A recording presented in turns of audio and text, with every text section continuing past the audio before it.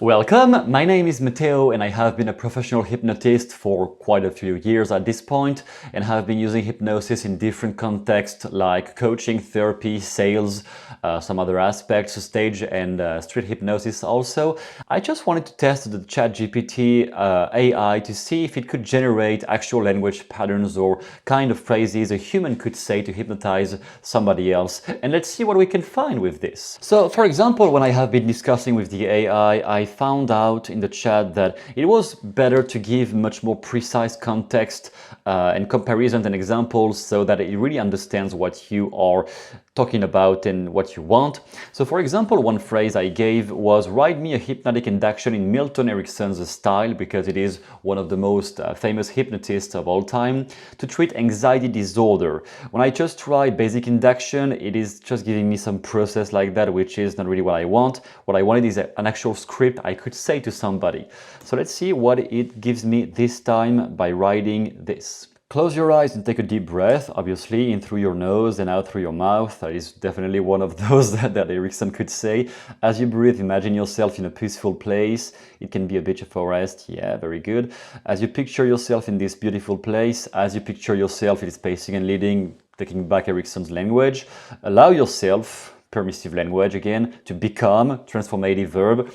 Pretty good filled up so far. More and more relaxed. Let your muscles loosen up, loosen and your body relaxed. As you continue to gaze at the spiral, you may notice that your anxiety is beginning to fade away. I would reframe to not say anxiety right away, because it might trigger the defense mechanisms of the client listening to this, but it is still quite effective text right here. You may find that you feel more and more relaxed and calm. Yeah, well, kind of rehearsing the same thing, but and gaze at the spiral, you may notice that you are becoming more and more hypnotized. I would not take the word hypnotized, it may be too direct. Milton Erickson's style is really indirect. Oh, which is actually just mentioned here. Pretty good job. Remember that whenever you want to feel calm and in control, immediate command, why not? You can come back to this peaceful place and gaze at the spiral, and you will find your anxiety fades away. Actually, yeah, to me, it's not that bad. It's pretty okay. I'm not seeing that as, oh, you should recite that word for word. I'm the first one in my courses to say, don't recite hypnotic scripts word for word, because it will just cut all the spontaneity and all the connection with the client or the subject being hypnotized.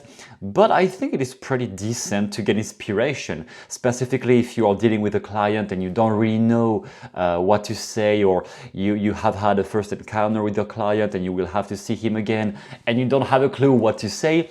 This tool can give you many ideas or metaphors, scripts to say during your session. I will try to right away ask him to give me a metaphor, because Erickson was really great on hypnotic metaphors, telling a story that was not directly saying what you want to say, but implying it indirectly, aiming the unconscious mind. And let's see if I can find something like this with weight loss. For example, a client comes to be hypnotized about losing weight. Can we find some metaphor that would help him to lose weight? And I will add, while only using metaphorical terms for losing weight, because I don't want the client to hear that directly. It might put up his defenses. Seems pretty good. Imagine yourself as a beautiful plant with roots deeply rooted in the earth, soaking up all the nutrients it needs to grow and flourish.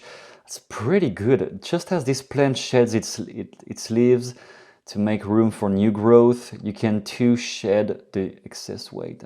Wow, I really like that. You can shed the excess weight. So you're not directly saying weight loss, but you are mentioning the word weight in an indirect way. I think that's pretty good.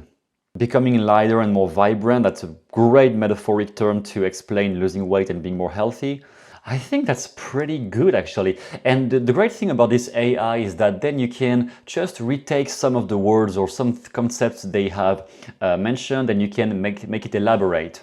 For example, some opportunity I'm seeing here is specifically if you are a beginner hypnotist and you want to figure out what to say to clients when they come to your office.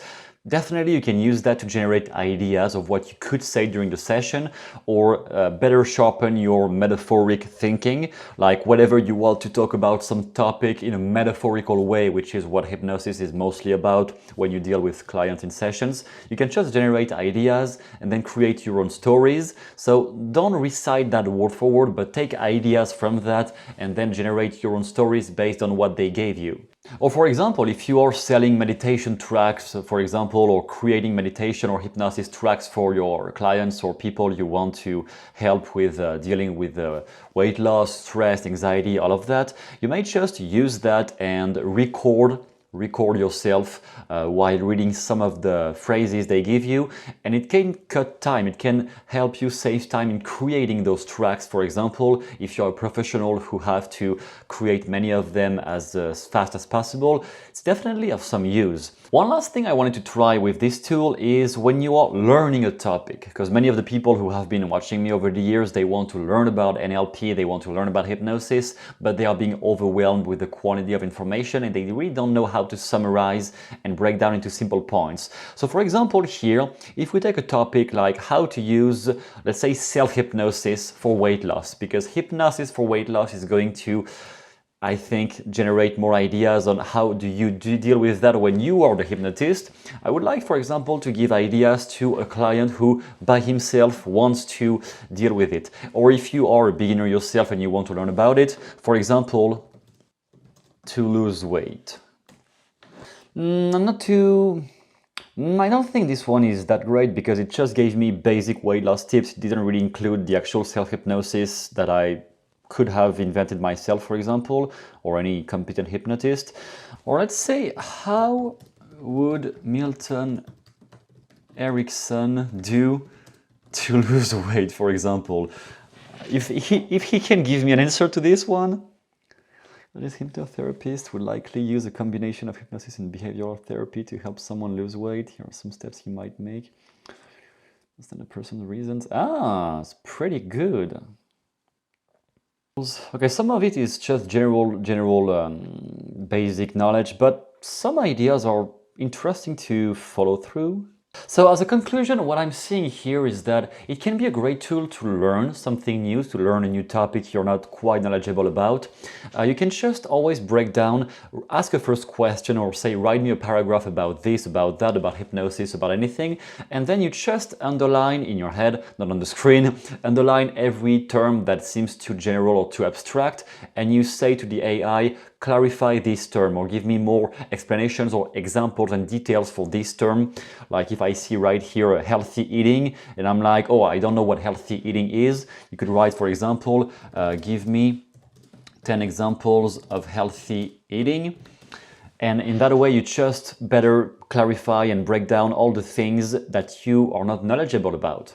So obviously, if you just ask very general questions, you will get general answers like the ones you can find on Google super easily. But if you start asking more targeted questions or like more detailed questions like how would Milton Erickson deal with that, you may have some surprises.